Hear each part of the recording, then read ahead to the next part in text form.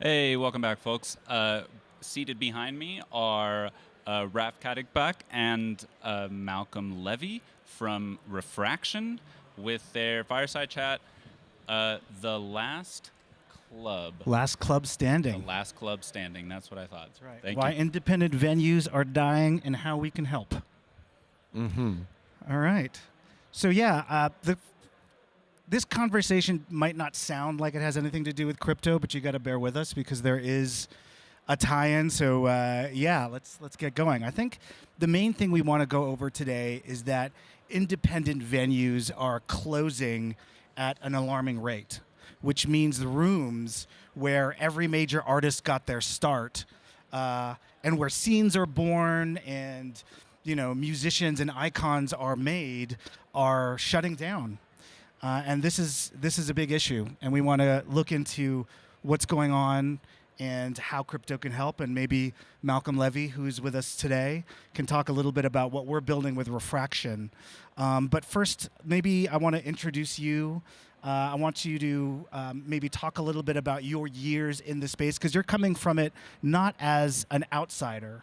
You're coming at it as a club owner. You're coming at it as a curator. You've made festivals before, and I'd love for you to talk about what you're seeing in the space and how that's how it's sort of instigated your desire to start Refraction. Yeah, When what's going on? Yeah. absolutely. My entire career, from high school into college, was DJing, throwing parties and events, and from there, starting doing raves, building independent venues, going all the way to curating the Olympics, building clubs. It's all been really focused on independent culture. And what we've seen over that time is that a lot of the people that we've come up with have been going through huge shifts in the way that they're able to either sustain or they actually don't exist anymore. And when we started Refraction, which was in 2020, it really came out of that need to start something new, to create a new creative ecology, to create a new space for people to really get involved, that were the promoters, the artists, the venues, all of those things all as one. And so when we did it, what we found was there was a huge response from all of these communities globally. A lot of the similar ones that I'd worked on a very ad hoc basis over the years before that. And so once we started Refraction, it being a DAO on chain, all of these different people who really had nothing to do with the blockchain before that really came on and actually became involved in a lot of different ways we hadn't seen before. And I think that's a really good place to start, and why this topic and its involvement in the blockchain becomes so important from there. And I think it's important to also set the stage around getting into why clubs are important to sort of save, really, right? We're just trying to get through this. This does. Oh, there we go. Whoop. Hey. Okay. So I think setting the stage around why clubs are important. I wanted to start with an anecdote or a story I heard recently from Charlie XCX, who talked about at 14 or 15, she was discovered on MySpace, and she was invited to play her music at raves. And she asked her mother to drive her there, and her mother would wait in the car until 5 a.m. But for her, it was a space to be free, to try different tracks, to see how people reacted, to be inspired by the environment, by the fashion, by the energy. And I think for her, and for a lot of artists out there, these clubs are these cultural incubators, right? These spaces that are safe spaces to kind of create new movements and new sounds and new explorations. Tell me a little bit about, you own a club in Toronto. What are you seeing in the space? Why are clubs important, and why should we spend so much time? Yeah, absolutely. I mean, clubs are important, independent clubs, in a very similar way to a space like this is.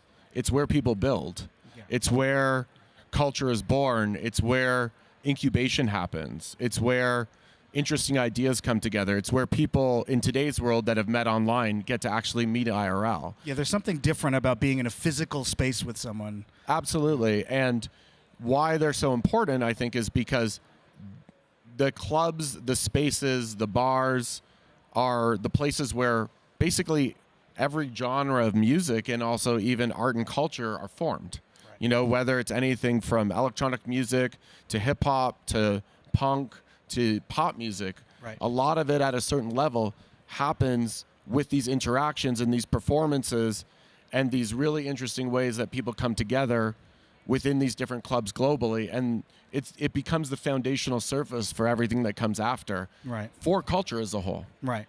So the risk here is, you know, as these clubs close, we're not just losing these sort of entertainment infrastructure, it's cultural infrastructure that's at risk here, right? Absolutely. It's that cultural infrastructure that becomes wildly at risk. Right. Because without it, you lose the breeding ground of how everything right. happens. It's like, where would we be? Where would punk be without CBGBs in New York, for example? Exactly. Right. Yeah. Let's talk a little bit about the, you know, what's at risk here. What's the scale of this crisis? How bad is it? So if we think about not just losing essential cultural infrastructure, there's a financial aspect to it as well, right? So, you know, nighttime economy is a $3 to $4 trillion global economy, right? And that's almost like 3% of the global GDP. But at the same time, in the UK, clubs are closed. A club closes every 2 weeks, right? So this economy is kind of weird. So maybe talk a little bit about, you know, what's going on there. What are we seeing? Like, are, you know, profits up or profits are down, costs are going up? Maybe talk a little bit about, as a club owner, you're seeing this yourself. Sure, and yeah, as a club owner, and you know, all the different venues that are part of Refraction globally, and all of the different places where we have done shows, we've seen actually a couple of them close in the time that we've existed as a DAO. And in each of those cases, it's always basically the same story. You have a space that costs more money because it's an area that becomes quite cultural and then therefore gentrified. The affordability of artists goes up. You have larger corporations, specifically Live Nation, that are doing whatever they can to control the monopoly of artists in the world right now. So they'll just pay more money to get a specific artist so that they have them in that specific area. And there's a number of reasons for that. But what's happening is a lot of the independent venues, they're not seeing ways that they can get revenue that some of the larger corporations are. And through that, they're running into this situation where it's very hard to survive. Also, people drink less now. There's an affordability issue. You have all of these things kind of playing out into kind of a perfect storm around these spaces. Yeah, I think that's a really good point. I think on top, and, you know, I'm glad you mentioned Ticketmaster, because on top of this impossible economics, there's also what we're calling the extraction problem. Do you want to talk a little bit about where that money goes? And for sure. Yeah. So if you're a venue and you're selling your tickets, almost all the time, all of the costs for the ticket servicing is going to either a Ticketmaster or one of these major companies. It's very rare for you to see any of that revenue themselves. But if you put yourself against something like Live Nation, and this is where the complexity and why the whole monopoly situation happened in the US is, like, what ends up happening is that Live Nation doesn't even care about making money on the show from the actual artists and tickets, because the ticket services, the money at the bar, all these other things end up just making more money for them. Right. So they're outbidding the sort of independent venues for these artists, because they'll take a loss so that they can make the money back on the ticket service fees. Exactly. And then they'll buy out venues at the same time. Right. And speaking of buying out venues, I think Ticketmaster also has over 400 venues that they actually own, right? Yeah, Live Nation has over 400 venues, which means all of those are Ticketmaster venues. Right. So all of a sudden you see a situation where that consolidation means it's like incredibly hard for independent culture to happen. Right. And because Live Nation is a multinational corporation, their focus is in no way on the creativity. It's about the bottom line. Right.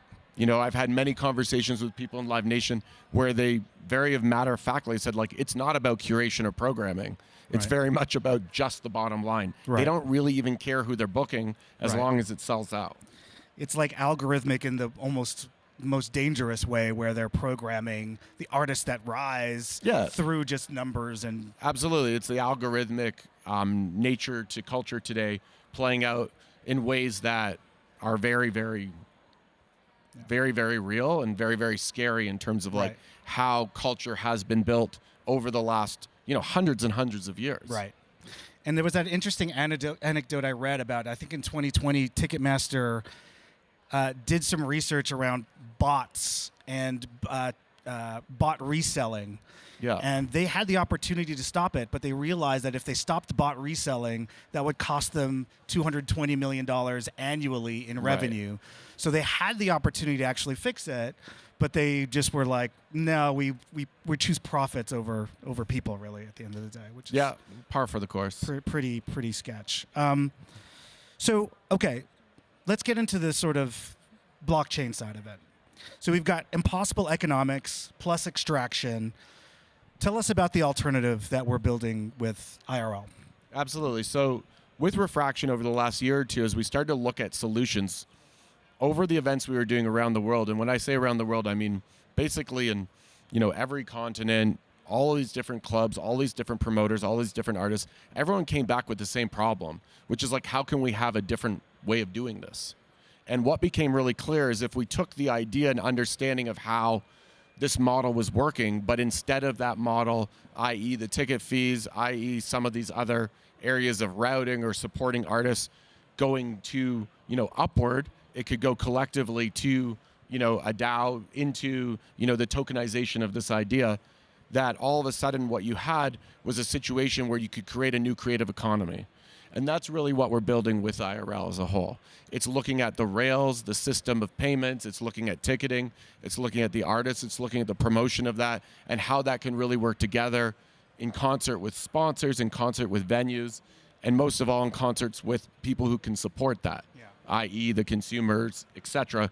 And what we found through a lot of research and discussions is that's what everyone really wants at this point. Right.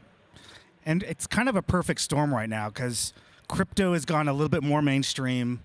There's the squeezing of the venues, and then obviously there's a stablecoin conversation. But maybe take us through exactly what the process. What does it look like as someone who wants to interact with IRL? What's that experience? Absolutely. So I mean, the experience is really something where someone can come in and become involved by supporting a show. We've started the IRL tours globally in terms of our partnership. So we really started looking at how one could support or how one can get involved by actually building our own stack.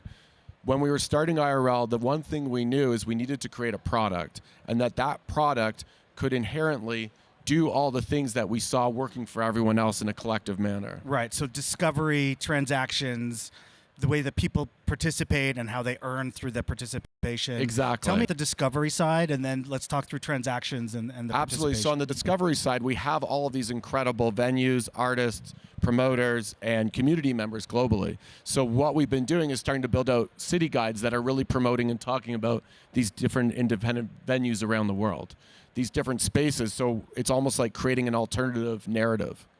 Right. And I love the idea of humans being behind it, right? This whole thing is sort of like anti-algorithmic in a lot of ways. Go ahead. And then, and by humans being involved in it and really being behind it, what we're able to do is now start to take that and start to look at having different IRL checkpoints and ostensibly places for support, for participation around the world, these different venues. If you come to ESP tonight, we'll have one of our IRL checkpoints. Right. So people are going on, discovering new venues, getting recommendations, they're checking in, and they're earning points. Exactly. And then in the long term, through what we're calling IRL Rails, it's really looking at a combination of using Privy, Bridge, Stripe, and Dice, which is our ticketing partner, all basically in one collective group together, where we're able to actually build our own on-chain rails that will then give that funds back to the venue, back to the artist, or into the actual treasury of IRL. So it's closing the loop a little bit and 100%. keeping it more within the ecosystem instead of being extracted out. Exactly. Yeah, that makes a lot of sense. So I've got a couple minutes left. Do you want to talk a little bit about what's live now, what people can do, maybe where they can catch us tonight if you want? Yeah, And, absolutely. So we launched IRL, the DApp, where it's in soft launch right now at IRL.energy. And, it has all the different things that we've been talking about today. We started the IRL tour at the end of last year. We were looking for about 15 partners globally to launch it. We ended up getting over 80 applications globally. About 35 were shortlisted. We ended up going with more than we thought, and that tour is happening right now. What's really interesting is that's really the thesis of what our hypothesis has been, which we have all of these different venues really getting involved globally in these different ways, and really starting to take that on themselves. Right. So clearly it's working in the sense that when you're speaking with people outside of the crypto space, the promoters, the people that are on the ground in these cities, you said 30 cities around the world. One happened in Mexico and one in London recently. Yeah. They're really excited about it because in your conversations, they're like, we need this. We want to integrate this. They're seeing there's... Absolutely. The most interesting thing, and we've had probably, I'm going to say 50 conversations with different promoters, venues, advisory committee members, all these different people involved. All of them are back to us, our hypothesis. Right. And it's very interesting to see that because it means we really know we're onto something here. And as it starts to go out, they're able to add to that, lend other ideas and everything else in and around it. Amazing. So we got 40 we're nailing it here. 40 seconds. Even got like a 3 minutes cut. We're still hitting it.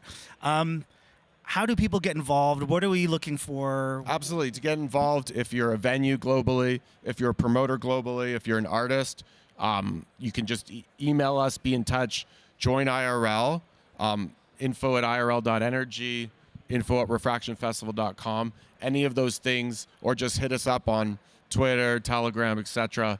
We're there for it. We're ready for more and more people to get involved at this point. Also builders and partners as well. Is that something that you're Absolutely. We have a whole builders and partners program. And if you go to irl.energy, all the info's there to join, and you can have partnerships at refractionfestival.com around anything moving forward, and to join or just hit us up today. We're 3 seconds over. I want to make sure we give time to our friend over here, Greg Brestitz, up next. Represent. Maybe shout out where we're going to be tonight if people want to come and see us. We're throwing an event at ESB with Bridge and Privy and a few other partners. That's really going to be a lot of fun. It's the most beautiful, coolest listening bar in the city. Yusu's playing, who's one of the most incredible DJs right now and producers in the world. Love to see you all out there, and thank you very much. Thanks, everybody.